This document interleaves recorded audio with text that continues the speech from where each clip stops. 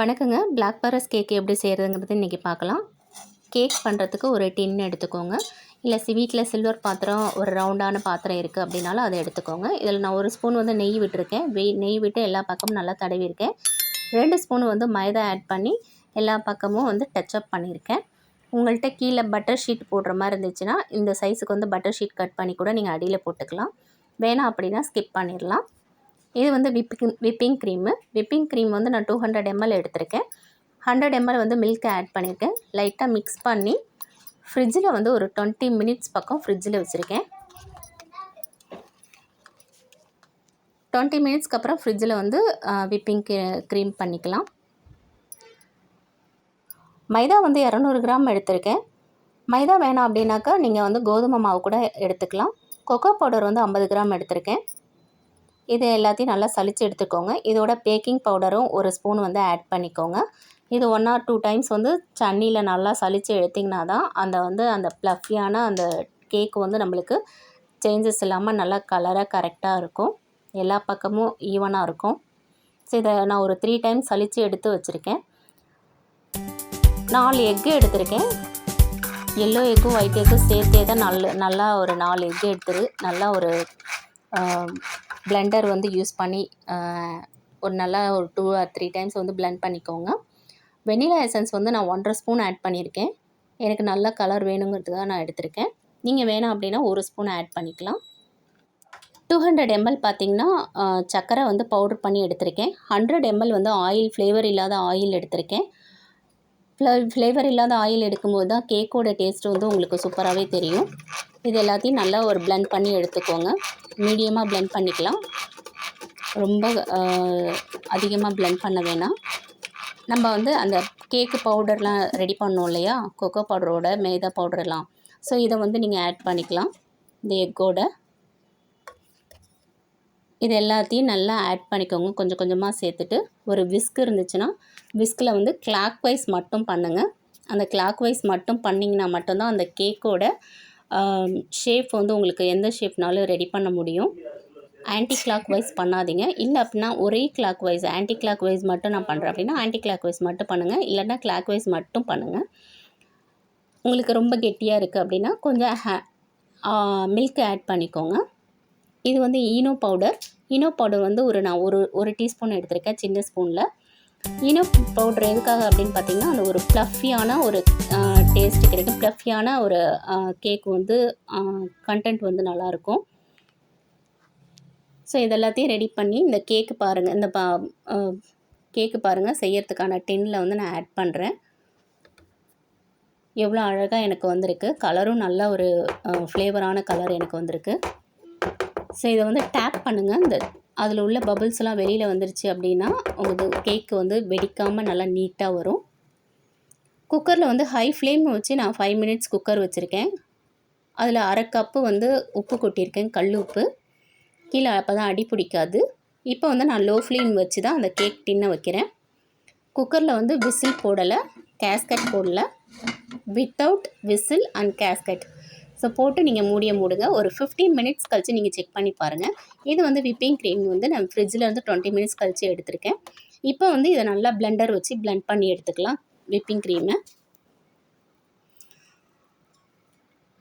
After ஒரு 15 minutes கழித்து நான் கேக்கை வந்து நான் செக் பண்ணி பார்க்கும்போது கேக்கு வந்து எனக்கு வேகாமல் இருந்துச்சு.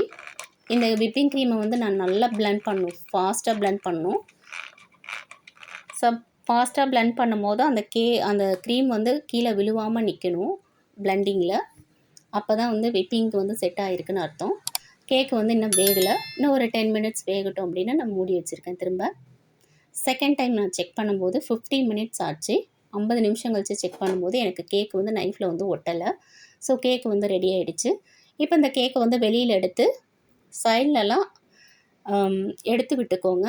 நைஃப்பில் எடுத்து விட்டுட்டு ஒரு 30 மினிட்ஸ் ஆறுனதுக்கு அப்புறம் ஒரு பிளேட்டில் வந்து நீங்கள் ட்ரான்ஸ்ஃபர் பண்ணிங்க அப்படின்னா கேக்கு ஆட்டோமேட்டிக்காக வந்து உங்களுக்கு உடையாமல் எதுவுமே பண்ணாமல் உங்களுக்கு வந்துடும் கேக்கு ஆறுனதுக்கப்புறம். இல்லை நீங்கள் ஆறுறதுக்கு முன்னாடி எடுத்தீங்க அப்படின்னா கேக்கு வந்து உடஞ்சிரும். கேக்கு வந்து நம்மளுக்கு நம்ம நினைக்கிற சைஸ் வந்து கிடைக்காது. ஸோ இப்போ எனக்கு கேக் வந்து ரெடி ஆகிடுச்சு. நான் அப்படியே தான் எடுத்திருக்கேன் பாருங்கள். எனக்கு ஒட்டலை, எதுவுமே பண்ணலை. கேக்கு நல்லா ரவுண்ட் ஷேப்பில் நல்லா கரெக்டாக வந்திருக்கு. இதை நான் வந்து 3 லேயராக வந்து கட் பண்ணிகிட்ருக்கேன். அந்த டின்னில் வந்து நான் பட்டர் ஷீட் போடல. பட்டர் ஷீட் போடாதனால எனக்கு எப்படி வருமோ அப்படின்ற மாதிரி நான் ஃபீல் பண்ணேன். எனக்கு நல்லாவே வந்திருக்கு. ஸோ பட்டர் ஷீட் வந்து கம்பல்சரி கிடையாது. வேணாம் அப்படின்னாக்கா ஸ்கிப் பண்ணிக்கலாம். நானும் பட்டர் ஷீட் ஆட் பண்ணலை. வெறுமனே மைதா மட்டும்தான் கீழே வந்து டேப் பண்ணியிருந்தேன். ஸோ இது வந்து நான் செகண்ட் லேயர் எடுக்கிறேன். எனக்கு லேயர் அழகாக வந்துருச்சு. 3 லேயருமே அவ்வளோ பர்ஃபெக்ஷனாக வந்திருக்கு. ஸோ இதில் வந்து நீங்கள் என்ன ஆட் பண்ணீங்க அப்படின்னா செரி சிரப் இருந்தால் ஆட் பண்ணால் நல்லாயிருக்கும்.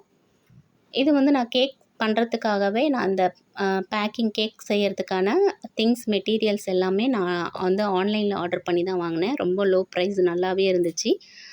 மெட்டீரியலும் ரொம்பவே நான் பிடிச்சிருந்தது எனக்கு. இது வந்து அந்த ரொட்டேட் பண்ணுற அந்த பிளேட்டு, அதுக்கு மேலே கேக் வைக்கிற பிளேட்டு, அதுக்கு மேலே வந்து நான் விப்பிங் க்ரீம் வந்து எனக்கு டச் இல்லாமல் கீழே விழுவாமல் வந்திருக்கு பாருங்கள் பிளெண்டரில். இந்த மாதிரி கன்சிஸ்டன்சியில் எனக்கு வரணும். நல்லா வந்திருக்கு விப்பிங் க்ரீமு. இது எல்லாத்தையும் நல்லா ஈவனாக நீங்கள் தடவிக்கோங்க. கீழே அடியில் ஃபர்ஸ்ட் லேயராக. செகண்ட் வந்து ஃபர்ஸ்ட் லேயர் கேக்கை வந்து ஆட் பண்ணுங்கள். இதுக்கு மேலே நான் சுகர் சிரப்பு தான் ஆட் பண்ணியிருக்கேன். நீங்கள் செர்ரி சிரப் இருந்துச்சு அப்படின்னா செர்ரி சிரப்பு வந்து ஆட் பண்ணிக்கலாம். சுகர் சிரப்பு வந்து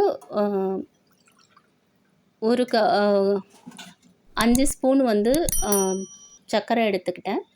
1/2 டம்ளர் வந்து தண்ணி ஆட் பண்ணி சுகர் சிரப் ரெடி பண்ணியிருக்கேன். இன்னும் உங்களுக்கு வந்து அந்த ஸ்வீட்ஸ் இன்னும் தேவைப்படுது அப்படின்னா இன்னும் கூட சர்க்கரை ஆட் பண்ணி நீங்கள் செர்ரி சிரப்பை வந்து ரெடி பண்ணிக்கலாம். செர்ரி சிரப்பு வந்து நீங்கள் நல்லா ஈவனாக தடவுனீங்கன்னா தான் அந்த க்ரீம் வந்து உள்ளார வரை கீழே வரை வந்து உங்களுக்கு கிடைக்கும். ஃப்ளேவர் கிடைக்கும், நல்ல ஒரு ஃப்ளேவர் கிடைக்கும்.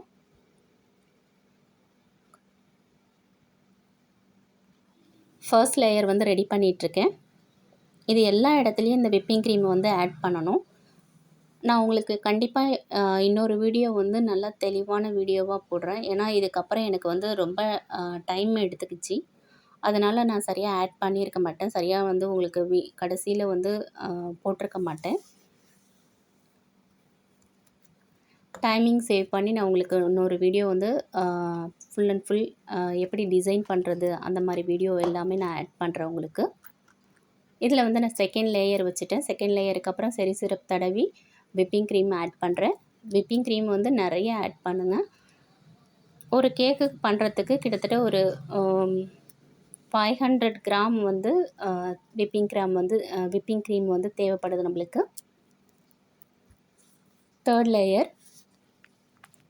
தேர்ட் லேயர் வச்சுட்டு கீழே சைடில் எல்லாமே நீங்கள் வந்து ரெடி பண்ணுங்கள்.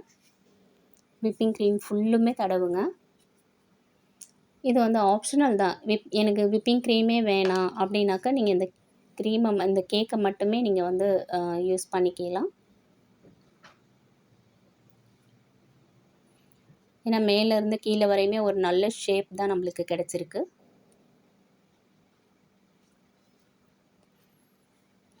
பிளாக் ஃபாரஸ்ட்டுக்கு விப்பிங் க்ரீம் வந்து ரொம்பவே ஒரு டேஸ்ட்டு கொடுக்கும்.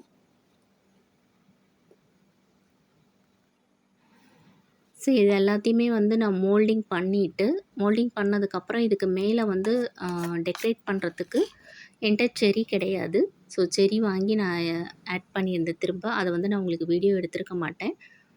இதுக்கப்புறம் வந்து சாக்லேட் வந்து அமுல் சாக்லேட் வந்து யூஸ் பண்ணியிருந்தேன். அமுல் சாக்லேட் வந்து ரொம்ப டார்க்காக பிளாக்காக இருந்துச்சு. இதுதான். இதை வந்து நல்லா நம்ம பீட்ரூட் திருவுறதுல வந்து நல்லா திருவி எடுத்துக்கணும்.